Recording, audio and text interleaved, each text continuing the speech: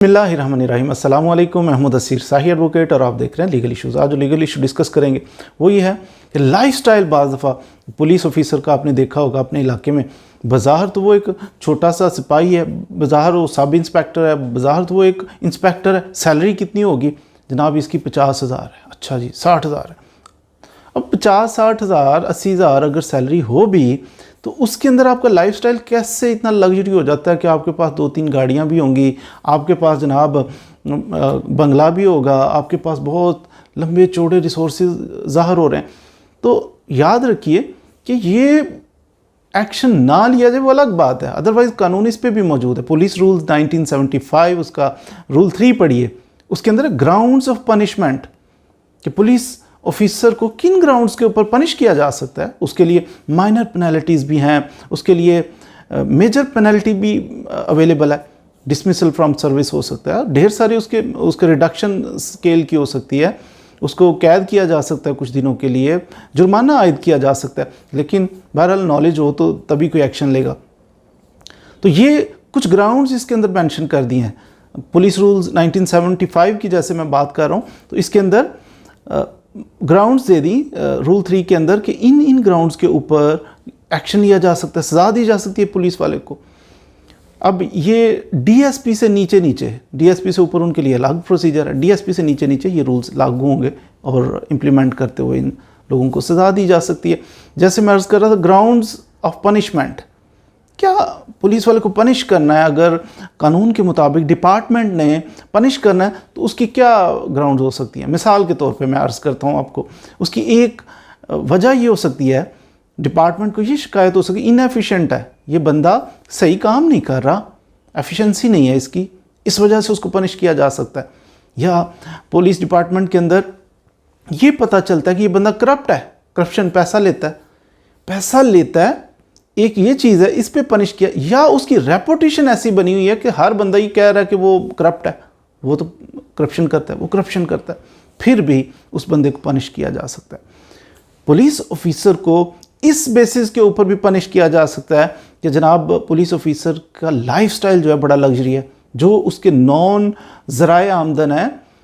मिसाल के तौर पर उसकी सैलरी है, अगर कहते हैं जनाब उसकी 60,000 सैलरी है, अब 60,000 अगर उसकी सैलरी है ना, उसके अंदर ऐसा लाइफस्टाइल, प्राडो रखी हुई है उसने जनाब, 60,000 सैलरी, प्राडो कहाँ से आ गई?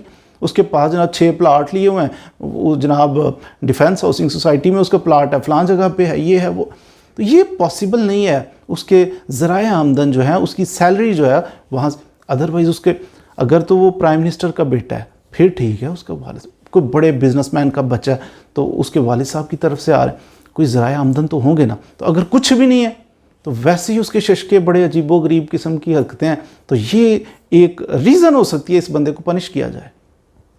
लेकिन अनफॉर्चुनेटली ना कोई आवाज़ उठाता है, और डिपार्टमेंट भी एक दूसरे के साथ वो मिले होते हैं, कहते हैं कि ये एक दूसरे का जो है ना पर्दा रखने की कोशिश करते हैं। डिपार्टमेंट है, सभी डिपार्टमेंट में ऐसा होता है, सिर्फ पुलिस डिपार्टमेंट में थोड़ी होता है। बहरहाल तो ये ग्राउंड हो सकती है, पुलिस वाले के ख़िलाफ़ एक्शन लेने की, इसको सज़ा दी जाए डिपार्टमेंटल, कि अगर ये पुलिस के सीक्रेट्स जो है वो अयान कर देता है, किसी पे ज़ाहिर कर देता है। मिसाल के तौर पर कोई ऑर्डर्स आए हैं तो ये खुफिया तरीके से लोगों को बताता है, या ऐसे शख्स को बताता है जिसकी वजह से नेशनल सिक्योरिटी पे असर पड़ सकता है, तो ये डिस्क्लोज़ कर देता है जो इसको डिस्क्लोज़ नहीं करना चाहिए। मिसकंडक्ट करता है, बदतमीज़ी करता है, पुलिस ऑफिसर के साथ, अपने डिपार्टमेंट के किसी बंदे के साथ बदतमीज़ी करता है, या अवामुन्नास के साथ बदतमीज़ी करता है, तो इसके ख़िलाफ़ इसको पनिश किया जा सकता है।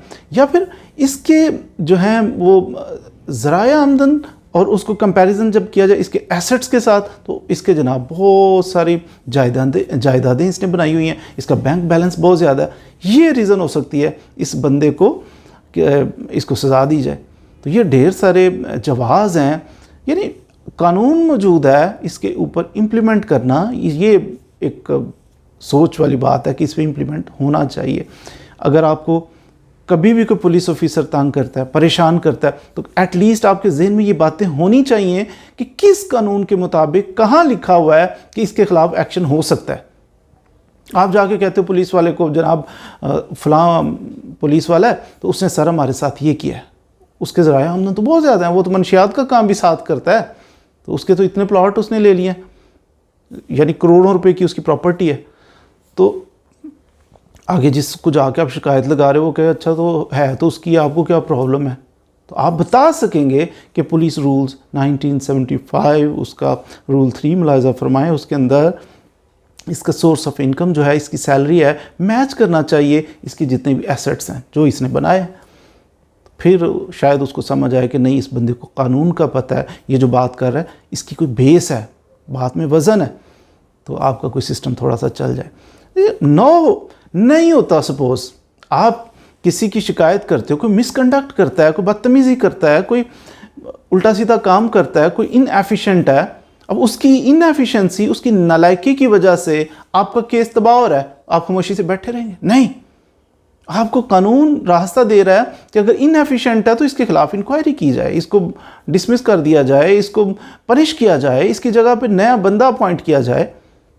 लेकिन करेंगे तब जब आपको इल्म होगा कि ऐसा किया जा सकता है, हो ना हो ये बात की बात, एटलीस्ट आपको इल्म होगा तो आप कोशिश करेंगे तो पॉसिबिलिटी है, चांसेस हैं कि आपको रिलीफ भी मिल जाएगा। तो ये कुछ चंद एक बातें थी जो मैंने आपको गोशगुजार कर दी, कानून भी बता दिया कि कैसे किस कानून के मुताबिक पुलिस वाला ये काम करे तो ये इलीगल है, उसको पनिश किया जा सकता है। ये ग्राउंड्स फॉर पनिशमेंट है for a police officer below the rank of DSP।